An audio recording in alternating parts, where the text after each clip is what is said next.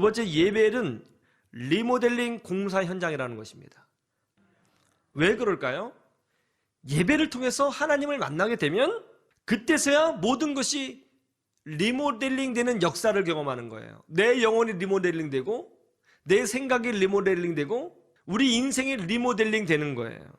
무너진 산성이 견고한 산성이 되고 방황하는 영혼이 견고한 영혼이 되고 절망이 변하여 희망이 되는 것을 보는 것, 그것이 바로 예배의 역사인 줄로 믿습니다.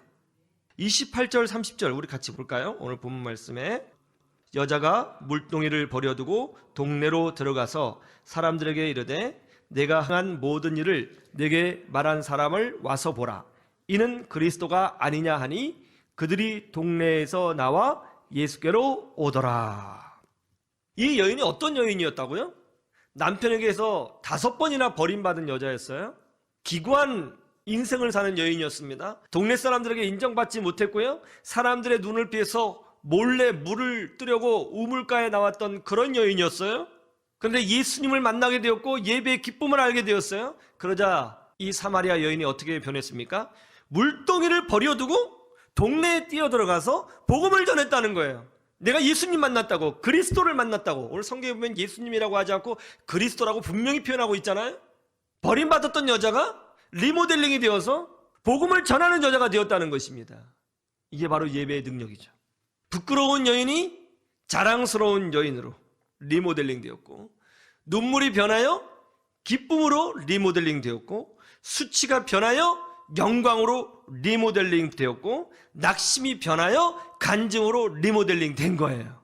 이게 바로 예배 때 일어나는 놀라운 영적인 현상인 것입니다.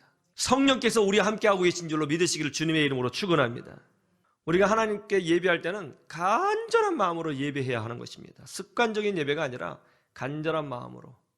그런데 예배 시간에 성령께서 역사하시거든요. 성령 하나님께서 그 마음을 보십니다. 그러면서 각 사람에게 리모델링의 역사를 행하시는 거예요. 론 세버린이라고 하는 캘리포니아 롱비치 주립대학 학생이 있었습니다.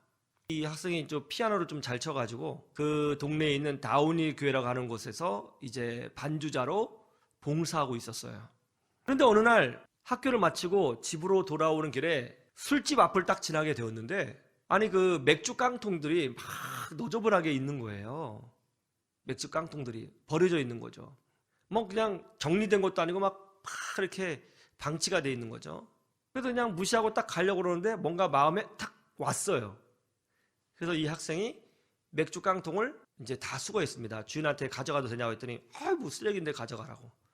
그래서 맥주 깡통을 다 수거해서 집에 가서 맥주 깡통의 윗뚜껑과 밑에 뚜껑을 떼고 그걸 악기를 만들기 시작했어요. 서로 연결해 가면서 소리를 내보고 공기를 주입해보고 막 악기를 열심히 만들기 시작했습니다. 근데 실패했죠. 관이 너무 커가지고 소리가 잘 나지 않는 거예요. 깡통이 너무 커서. 그렇게 연구해서 3년 동안 그 맥주 깡통으로 악기를 만들었는데 그것이 바로 파이프 오르간이 된 겁니다. 사람이 만든 악기 중에 가장 장엄하고 거룩하고 웅장한 소리를 낸다고 하는 파이프 오르간. 웬만한 명문 교회는 예배당에 파이프 오르간이 다 있죠. 가장 아름다운 예배의 소리를 낸다고 하는 그 파이프 오르간이 버려진 쓰레기 깡통에서 나왔어요. 이게 바로 예배예요. 우리는 이 세상에 살면서 때로는 버림받을 수도 있고 상처받을 수도 있고 내 자신이 빈 깡통처럼 무기력하게 느껴질 때도 있고 열등감도 있고 아픔도 있고 눈물도 있습니다. 그러나 하나님을 만나게 되면 그런 내 인생이 변하여 하나님을 찬미하는 파이프 오르간 같은 인생으로 변화가 되는 것입니다. 리모델링이 되는 거죠. 여기 굉장한 메시지가 있는 거죠. 하나님은 예배를 통해서 우리를 더 아름다운 존재로 변화시켜 주시기를 원하는 거예요. 예배는 의무사항이 아닙니다. 어떤 종교적 행사가 아닙니다.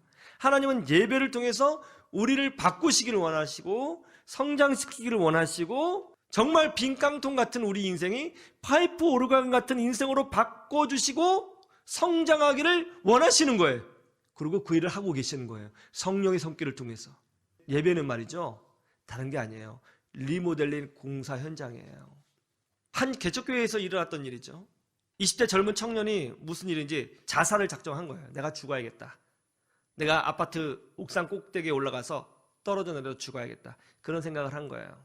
근데 이제 죽기 직전이니까 마음이 막 굉장히 심란하잖아요. 이제 어떻게 죽을까? 어디 아파트에 떨어져 죽을까? 막 고민을 하다가 이제 여기저기 바라보는데, 글쎄 이제 아파트 상가 안에 있는 교회의 십자가를 보게 됐어요. 그 교회 갔더니 이제 지하에 있는 교회였습니다. 이 청년이 아무 생각 없이 지하에 내려갔더니 막 몇십 명이 앉아 있더라는 거죠. 그래서 예배당 제일 뒷자리에 앉아서 이제 예배를 딱 드리게 되었어요. 전혀 보지 못했던 청년이 들어와서 예배당에 앉아 있으니까 목사님이 약간 긴장을 했죠. 세 가족인가? 그래서 설교를 하시다가 이제 첫째, 둘째, 셋째 하잖아요. 둘째 딱 그렇게 얘기를 하는데 그 뒤에 앉아 있던 청년이 막 울더라는 거예요. 막 울더라는 거예요. 그래서 예배를 마치고 이 청년을 불러서 같이 식사를 하면서 이야기를 하게 되었습니다. 아니, 설교 중에 많이 울던데 왜 그러냐고. 그랬더니 그 청년이 이야기를 하더라는 거예요.